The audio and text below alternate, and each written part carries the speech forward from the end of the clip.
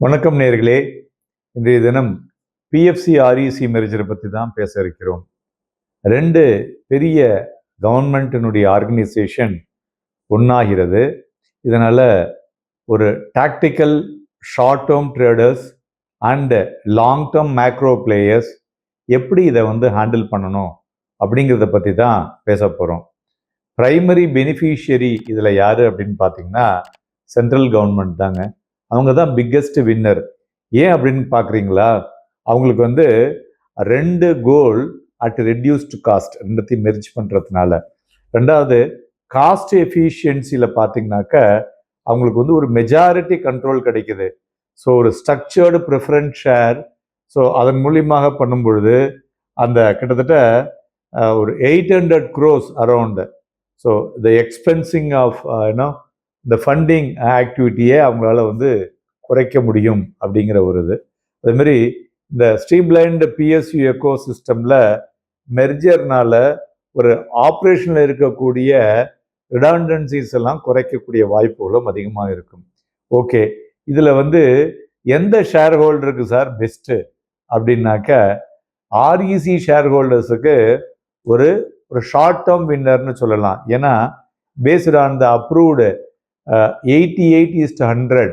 So பார்க்கும் பொழுது swap ratio இல்லையா, ஆர்இசி ஷேர் ஹோல்டர் ஒரு மேத்தமெட்டிக்கல் பெனிஃபிட்ஸில் பார்க்கும் பொழுது ஒரு ப்ரீமியம் ஆன் வேல்யூவேஷன் அப்படின்னு சொல்லலாம். அட் த டைம் ஆஃப் அனௌன்ஸ்மெண்ட்டில் so 88 PFC share for 100 REC share கொடுக்குறாங்க. ஸோ இது ஒரு ஆர்பிட்ரேஜ் ப்ரீமியம் ரஃப்லி பார்த்தோன்னா ஒரு 2-4.5% வரலையும் ஆர்இசி ஷேர் ஹோல்டர்ஸ்க்கு மார்க்கெட் ப்ரைஸில் ஒரு ஸ்டாண்டலோனாக கிடைக்கக்கூடும். ரெண்டாவது இந்த ஆர்பிட்ரேஜ் ஆப்பர்ச்சுனிட்டி அப்படின்னு பார்த்தீங்கன்னா ஸோ இந்த ட்ரேடர்ஸ் அண்ட் ஆர்பிட்ரேஜ் ஃபண்ட்ஸ் இதை ஒரு பெட்டர் பிளேயாக பண்ணக்கூடிய வாய்ப்புகளும் இருக்கக்கூடும். அடுத்தது லாங் டேர்ம் வியூவில் பார்க்கும் பொழுது அதாவது ஒரு ஸ்ட்ரக்சரல் வின்னர் அப்படின்னா பிஎஃப்சி தாங்க. ஏன்னா இந்த சர்வைவிங் என்டிட்டி பிஎஃப்சி இருக்கு இல்லையா, அதுதான் ஒரு ஸ்ட்ரக்சரல் செக்டராக மாறப்போகிறது. ஸோ அதனால மெகா ஸ்கேல் அட்வான்டேஜ்.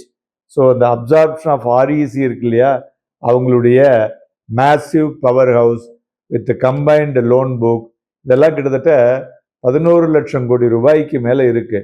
ஸோ இது வந்ததுன்னா இது ஒரு India's largest banking and financial இன்ஸ்டிடியூஷனாக மாறக்கூடும். ரெண்டாவது வேல்யூவேஷன்ஸும் ரீரேட் ஆகக்கூடிய வாய்ப்புகள் ரொம்பவும் அதிகமாக இருக்கிறது.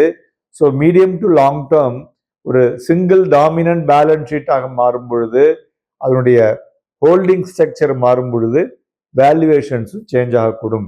அதுபோல் இந்தியாவுடைய பவர் அண்ட் ரினியூவபிள் எனர்ஜி செக்டாரை பொறுத்தவரை பார்த்தோம்னா இந்தியா ஒரு மேசிவ் ஒரு மல்டி இயர் கேபிட்டல் எக்ஸ்பெண்டிச்சர் அந்த சைக்கிளை நோக்கி சென்று கொண்டிருக்கிறது.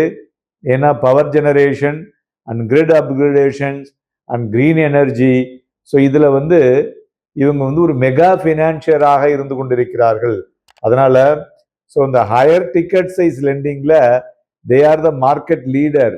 ஸோ அதனால் அவங்களுக்கு இன்னும் பார்த்தீங்கன்னாக்க ஒரு இந்த இன்ஃப்ராஸ்ட்ரக்சர் ப்ராஜெக்ட்ஸு பர்டிகுலர்லி இந்த கிரீன் ஹைட்ரஜன், சோலார், இந்த பேட்டரி ஸ்டோரேஜ் இதுக்கெல்லாம் அவங்களால ஒரு பெரிய லெவலில் அவங்களுடைய வேல்யூவை காமிக்க முடியும். அதனால வேல்யூவும் ரீரேட் ஆகக்கூடும்.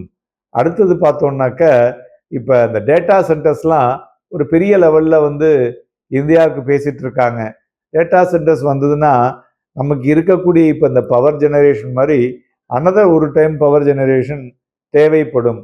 அதுமாரி தேவைப்படுறதுக்கு தகுந்த மாதிரி இந்த மேசிவ் எக்ஸ்பேன்ஷனுக்கு இந்த மெர்ஜர் கம்பெனி ஒரு பெரிய ஒரு மாறுதலை ஏற்படுத்தக்கூடும். ஆனால் இவங்களுடைய பாண்டு மார்க்கெட் ஆர்இசி ஆகட்டும் சரி, பிஎஃப்சி ஆகட்டும் சரி, they are the big player in the bond market. Bond மார்க்கெட்னாக்க இப்போ இந்த கேபிட்டல் கெயின் இருக்கு இல்லையா, 54 ஈசி அப்படிம்பாங்க. ஸோ நீங்கள் ஒரு ப்ராப்பர்ட்டி விற்றீங்கனாக்க அந்த கேபிட்டல் கெயின் வராமல் இருக்கிறதுக்கு இந்த பாண்டில் போட்டிங்கன்னா அவங்க ஒரு வட்டியை கொடுப்பாங்க. அதன் பிறகு 5 வருஷம் கழிச்சு உங்களுக்கு அந்த பணம் வரும். அந்த பாண்டு மார்க்கெட்டில் அந்த பாண்டினுடைய இன்ட்ரெஸ்ட் இருக்கு பார்த்தீங்களா, அதில் ஸ்லைட் சேஞ்சஸ் வரக்கூடும்.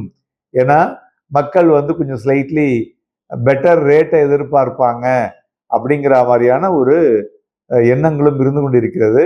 ஓவரால் பிஎஃப்சி வந்து ஒரு நீண்ட கால அடிப்படையில் பார்க்கும் பொழுது இந்த ஸ்ட்ரக்சரல் சேஞ்சஸ் அவங்களுக்கு ஒரு பெனிஃபிட்டாக இருக்கக்கூடும். என்ன நேயர்களே, இந்த பதிவு உங்களுக்கு உபயோகமாக இருக்கும் என்று நம்புகின்றேன். நன்றி, வணக்கம்.